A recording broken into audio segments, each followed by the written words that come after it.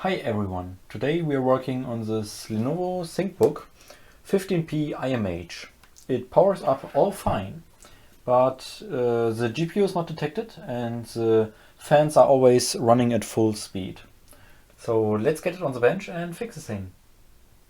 Okay, I will first want to verify the fault, and you will hear pretty quickly that the fans ramp up as soon as the operating system loads in.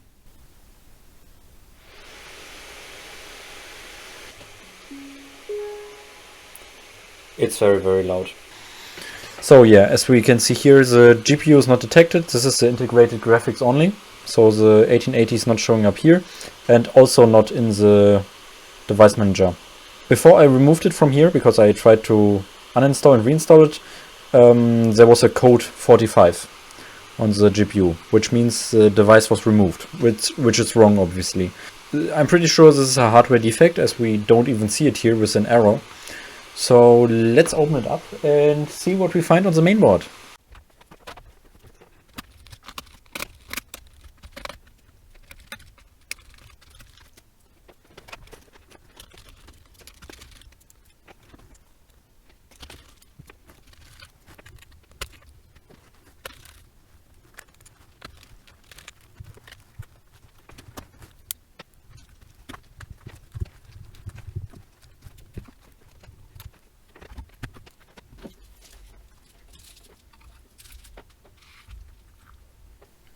Okay, I've checked off camera and we are missing core voltage and VRAM.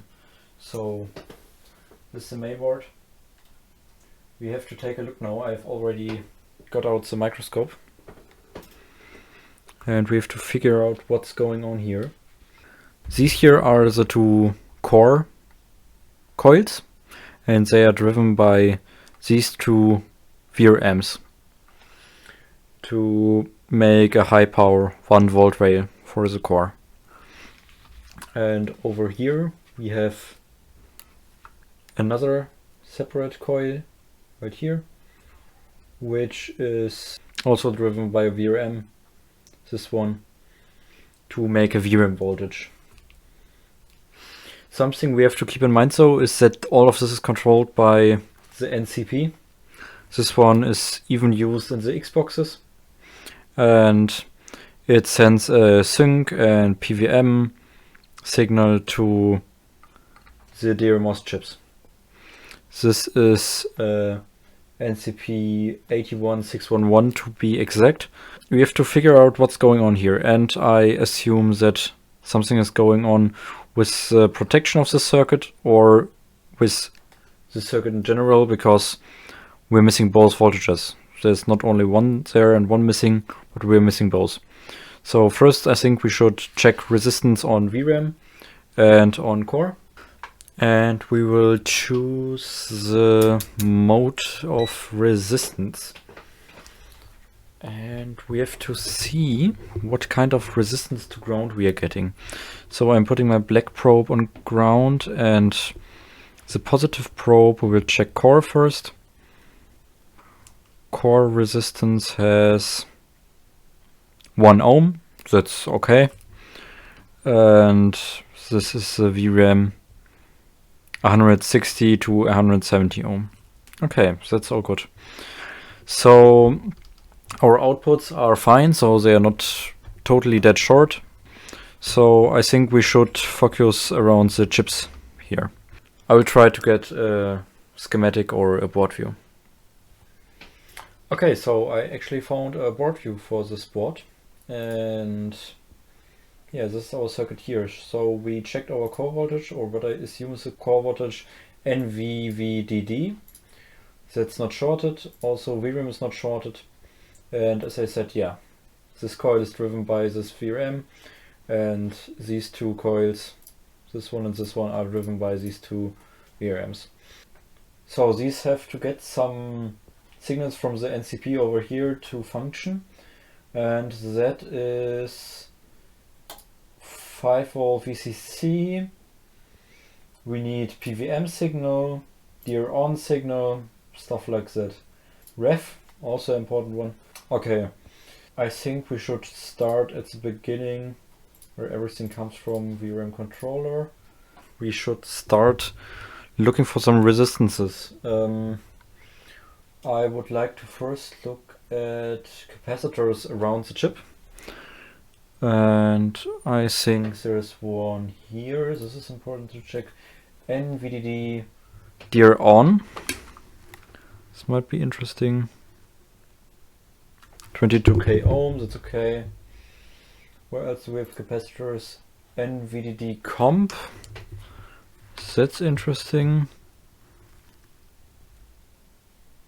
4.6 mega ohms, that's okay. We have two down here for CS comp and CS ref.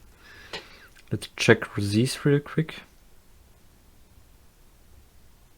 120 ohm and 3 ohm. Okay, that's interesting. It's low, but I'm not sure if that's a problem. This is a current sensing circuit, so we're not measuring that one. And this is NVVDD VCC. We can check that. Oh, we have 55 ohms there. That's very, very low. Normally for a 5 volt rail I expect around 500 to 1000 ohm or even more. So that's wrong, yeah. Let's figure out why this could be shorted. So we look at the net. There's a test point connected to this, the chip and a capacitor here. And except for that only a resistor. This is a 2.2 ohm resistor written here. And on the other side of that resistor is plus 5 volt underscore NVVDD rail, which also shouldn't be low ohms. So let's look at the back of the board at this resistor. We must find out on which side of the resistor the low resistance is, because that side is definitely faulty. I will have a look here now. The resistor is located right here, and on the right side I'm measuring 55 ohm, and on the other side 56.6 ohm. So the fault is definitely on the right side. My multimeter is beeping. So the fault is definitely on the right side, and that only pretty much only connects to this chip and this capacitor. So I would like to still remove the resistor and check the rail on the rest of the circuit. If the rest of the circuit doesn't have a low resistance, we know that definitely has a problem.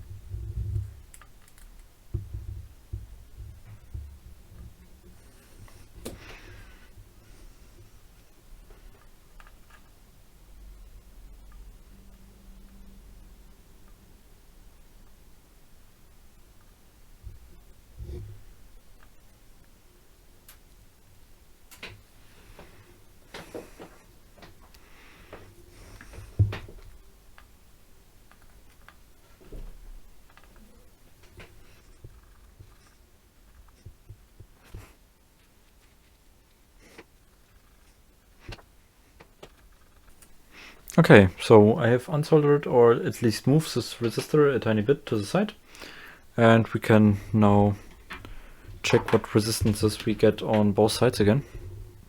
Okay, let's see which side remains shorted. First the VRM controller side, yep, still 55.1 ohms. And now the other side.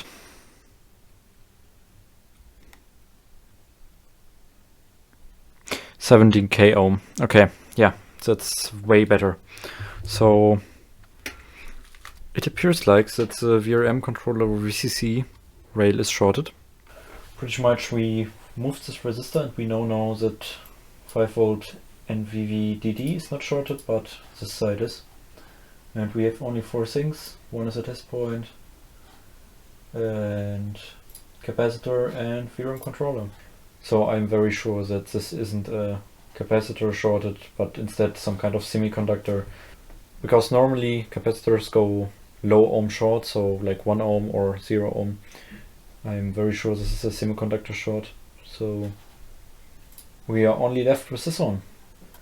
Let's remove the VRAM controller and check if we can make the short go away.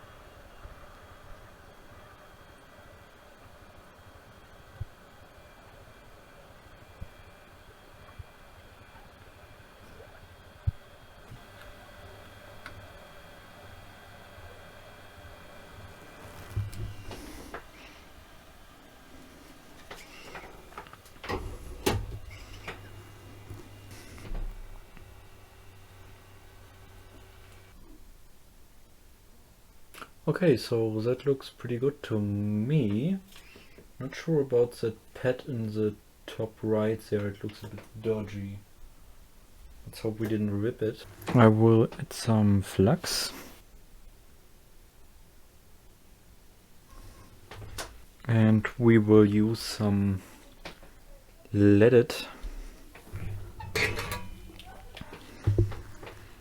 and add this to the mix here.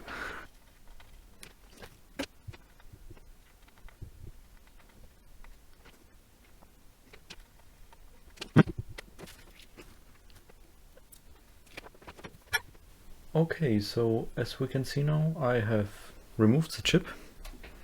I can show you the removed chip actually here. It went very well. No rip pads. And we can now check for resistance again. The resistor side, or the original VRAM controller side, now has 13k ohm. That's okay, perfect. Short is gone. The other side, yeah, 16 million. Probably the other side also got a bit relief because the VRAM controller was connected to that in some way too. So next thing we have to do is get a new VRAM controller, and I will have a look around online, order one, and we will be back with a brand new NCP 81611. Short cleared. Exactly 2 days have passed and I've received 2 new chips. So let's get some under the microscope, inspect them for damage and solder them in.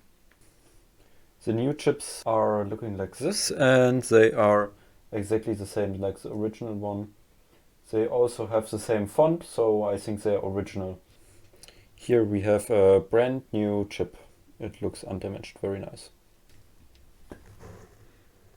Now we will come with some flux and tin everything.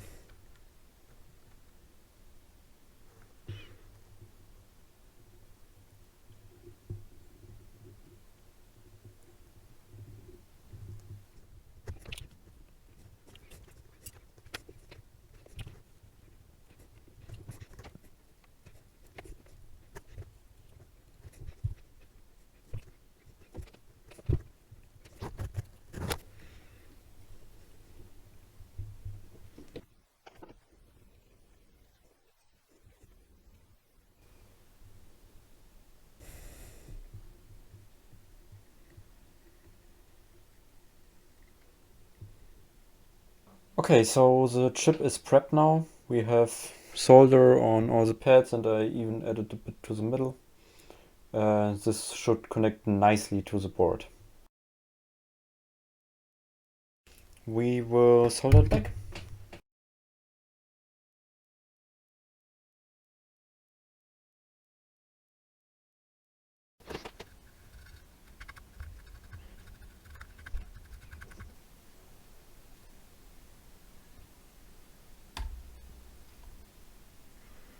That looks okay-ish, yeah. Okay, so I'm happy with this result. Here's the old one. All we're left with now is we have to place the resistor back that we moved on the back.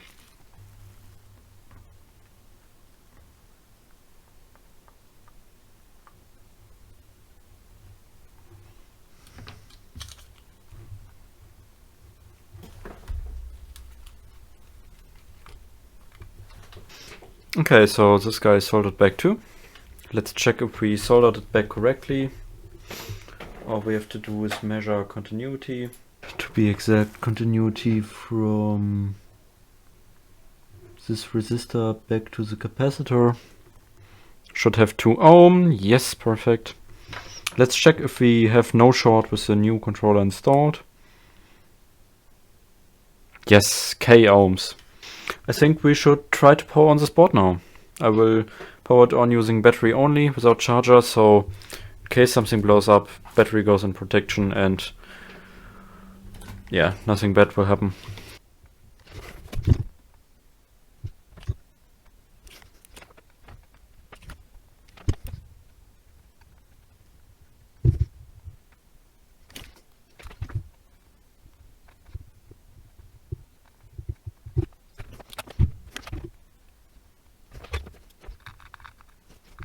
All we have to do is plug in the battery and we should pretty quickly hear a result. So A, either this blows up, I don't think so. B, we get quick fan span and I have to reflow the chip. Or C, it works. So yeah, battery is connected.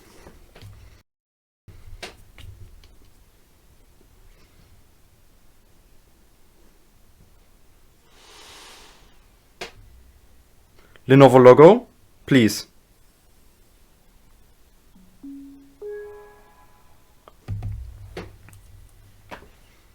It's on. And the fan is quiet. We have got fan control back. And most likely, we will have to look now. GPU is working again.